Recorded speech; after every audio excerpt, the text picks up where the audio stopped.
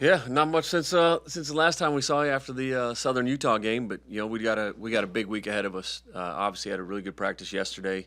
Have to have another good one today. Building up towards a great Seattle U team. Who's 8-2 and playing with a lot of confidence. I know they still have a game to play before us, but we have to focus on us and getting better at some of the things we have to do. Continuing to get better with our rotations defensively. Continue to shoot the ball with great confidence and just kind of those little things that we've been, harping on, taking care of the ball, getting the ball to the paint, spraying it to our players and sharing the basketball. You'd like to lead us off?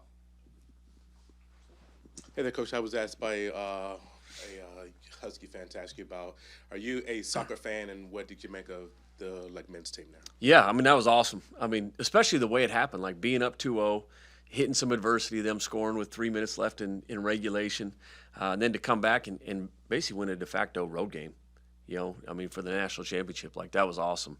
And congrats to Coach Jamie and his team. What a unbelievable season they've had. But I thought it was terrific. And then to that, is there much synergy between the sports? How does that will you use that to inspire your guys at all, or just what can you sort of do with that? All of that? Yeah, I think every Husky fan, but even our team, it shows on the national level what people think of Washington. We just won a national championship, and it's obviously tremendous by them, but now. We still have to do our part. Football, they obviously had a great bowl game, and, the name Washington is out there. It's been out there. But I don't know if it's not going to help us win the game on Friday night, But obviously, proud of those guys and just being a Husky. And just your quick thoughts. He didn't play a lot. You sort of touched on it after the game. First time he touched it, ball went up. What did you think of Nikola? Yeah, it was great. Like I said, he couldn't do anything all last week until Saturday morning when he did walk through at the shoot around. And, it was good that we were up by, so much, late in the game where we were actually able to throw him in and get his feet wet a little bit. But that's what he does. He can really shoot the basketball. He's very skilled offensively. How long now before he really learns our whole playbook, our defensive schemes, and the physicality here? That's something that we're going to have to keep an eye on, and hopefully he keeps progressing the next couple of weeks. What's your plan for Seattle U? Do you go over Thursday for a shoot around, or do you just show up? Yeah, no, I think we have time to go shoot over in that arena on Thursday night, which we will, because it's a different arena, an NBA type arena. We haven't played in too many of those other than Palm Springs. And so, get over there and get some shots and, make sure the guys are shooting from the right 3-point line. Earlier this year, like I said, we've been to practice where we've seen 7 players and 2 coaches and a manager out there practicing, and you're getting guys back. You got more bullets in the holster. You look like you're having a little bit more fun with a few more guys. A little bit, our practices are a lot more competitive now because we can actually, guys are getting a little bit of a rest. We don't, and we can get after it a little bit. There was a time there where we couldn't do much contact at all because we couldn't afford to lose another body. And so now we're able to kind of get physical, and that's what's good about having a week of practice. And like I said, these next 2.5 weeks, before conference starts back up, we got to start humming. We got to start playing really well, and it starts in practice. And maybe talk a little bit about the decision to put Brandon Roy and BJ. Yeah, BJ. Yeah. Yeah, no, he works just like these guys in practice, and so when we do have an opportunity to get some of these guys in the game, it was great. And, like I said, he ripped off that screen and shot it, and I thought it was going in, because that's the one thing that kid can do is shoot the basketball. And so it was great, and, and hopefully there's some more of those moments this year. This program with Harshman once was built on international players. I was here when Shrimp and Velt played. And then they got away from it. But Gonzaga built their program up going that route. You seem to have taken that route too. Could you talk about the international player? Yeah, it helped me get to where I'm at. There was half our team at Montana State was international. And when you talk about the UK and London, that's why I'm sitting here. I had probably 5 players, and I think they were all 5 first team all league. One was an MVP, defensive player of the year. They're all playing professionally. And they were all from the UK. I had kids from Spain, Romania, all over. Half our team at Montana State was, and even Utah State. You look at Great Osabar, was MVP of the Mountain West, all Big Ten player, straight from the UK. And so, the one thing I love about them, like they're being taught, like they come over here, there's no entitlement. Like they want to work. They're excited to be here. For the most part, they're very low maintenance. And they come over with a purpose, with an intent to become better. Like a lot of them have been in programs from the time they were 10, 11, and 12, where it's not like they're going to middle school and high school like they are over here. Like they're in programs where they move away from home 4 or 5 hours from home when they're 12 years old, to go to school and to play sports. And so, like I said, I love coaching them. And obviously Hannes, Nicola now, Madi, is an international kid. So like we have plenty of them, but they're a joy to coach, man. And you see around the country right now, you look at Illinois, like they're rolling and they got 6 or 7 international guys. And so it's a market that we have to continue to hit because it's an international city. Yeah, and last year you had a mid-season guy come in, another international player, and he didn't play. And as you explained to us, that he was too far behind and going through all the motions of offense, defense. This guy, Nicola, however the accent is, does he have a chance to play? Can he catch up and be a full-fledged contributor? I don't know. Like I said, the first time I saw him was Saturday. Yeah. I wish I could answer it. I don't. You never know how they're going to adapt. To practice. Like I haven't coached him. I don't know. Can they run plays? Are they able to, pick up concepts? How quickly can they do that? How quickly can he jump a guy that has been here since June? Now he brings some things, like especially shooting the basketball that we don't have. And that's where, he can make some hay on our team. He can really help out, Frank and Dez and Zoom and JJ and Hannes. Teams, it's not as easy to double when you have another guy that can really shoot the basketball out there. But like I said, how quickly he progresses, I have no idea. Last thing, you said you haven't seen him. Is it Andy Hill that gives you all of the information? And Yeah. You trust him immensely on bringing in good players? Yeah, especially from Europe, he's done a tremendous job. He did a tremendous job at the past 2 schools with me, and also, when he was at University of Utah. You look at, Pella Larson, who finished up at Arizona. He was at Utah. That was Andy's guy. Jakob Pertl, pretty good player, top 10 draft pick. Those guys were guys that he recruited. So he has a lot of contacts over there. And like I said, he's the sole reason Hannes is here. Like he's the one that evaluated him. He's the one that did the recruiting and got him. And obviously he's a pretty darn good player too. For a guy like Nicola, obviously a lot of talk about him here today. How hard is it for you to just have to ingrain someone? I know you talked about sending him the playbooks and everything early to try to get him ingrained. But how hard is it for you to, especially since you haven't learned much about him, to just kind of get yourself up to speed on what it is he brings to the table? And then what have you learned about him so far? You said how hard is it? Yeah. Yeah, I don't know. Like I said, I wish I had more answers for you. I just met the kid in person a week ago. Like I've coached him one day in practice at a shoot-around. So like I said, his toughness, his physicality, how quickly he picks up concepts, I don't know that yet. We'll find out pretty soon. But like his skill level offensively, like just watching a lot of video and from the people that we've talked to over there, like he has a feel offensively.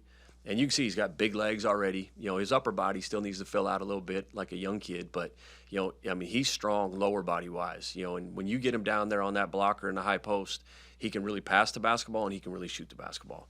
And so, like, those are skills that our team needs.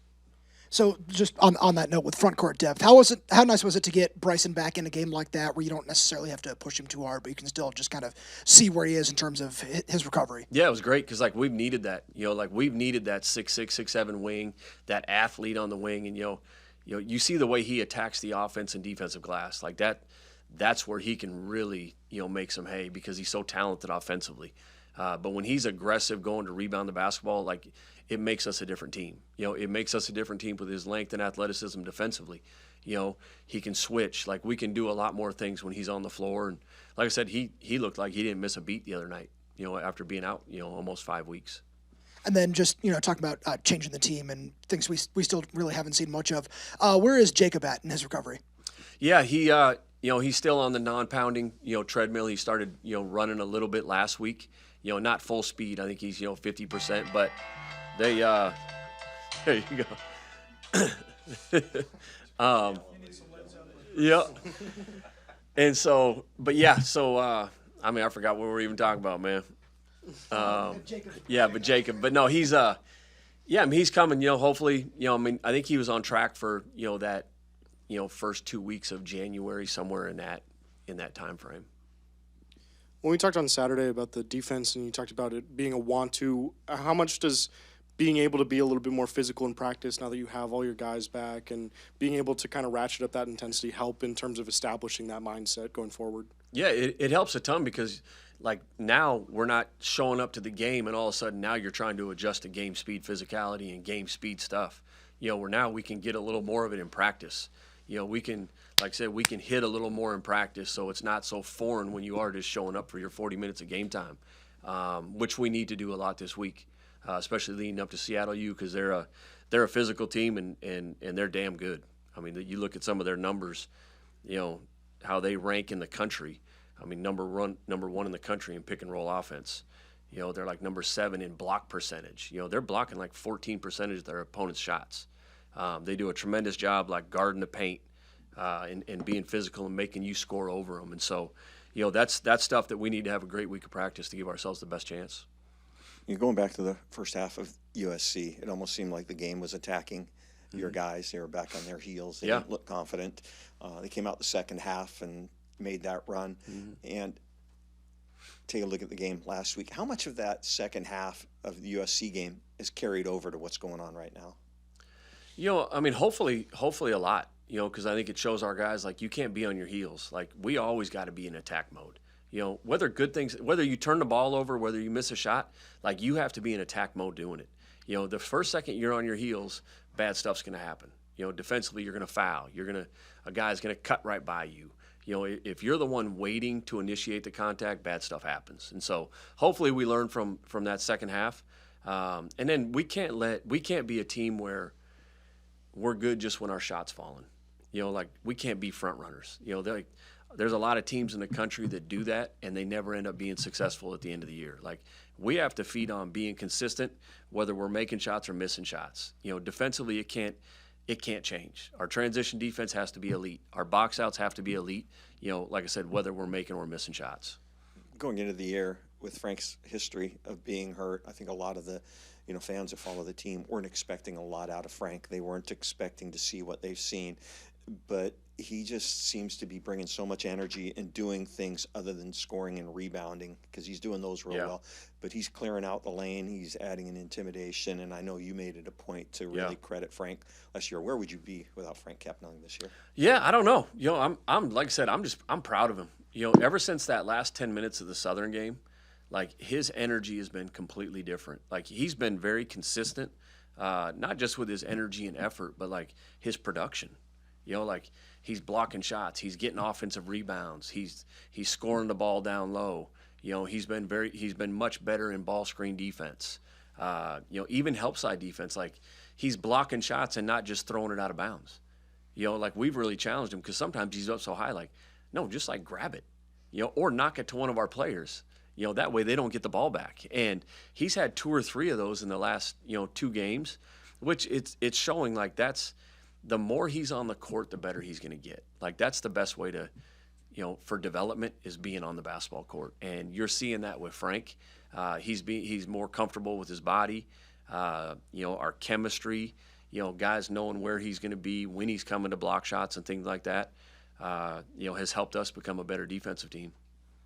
After 10 games in now, it just feels like this team is night different from like last year, and just in terms of got 6 guys averaging double figures. I want to say 4 who have hit 20. Yep. Just like that part right there. Were you intentional about bringing in guys who can score, so it's not just one guy down low?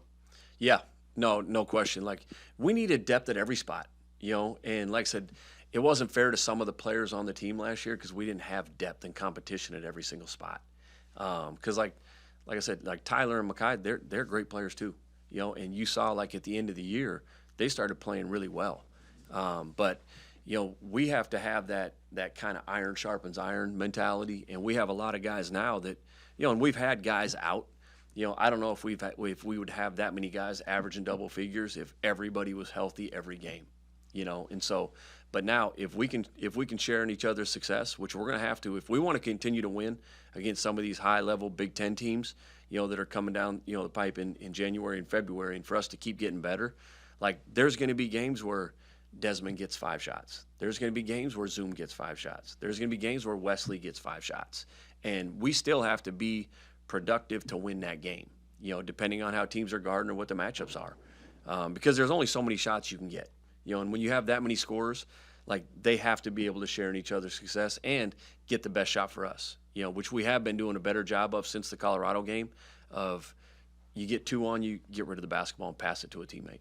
But is it fair to say that Hannes, it kind of revolves around Hannes? Like Hannes is kind of like the middle of it all, and then everyone kind of has to eat off of him, or is that? I mean, I wouldn't say it because like we haven't, like if you look at our usage rates, I think Zoom has the highest usage rate on our team, and Hannes gets a lot of his off missed shots. He goes in offensive rebounds. That's, a lot of his rebounds and points are off offensive rebounds.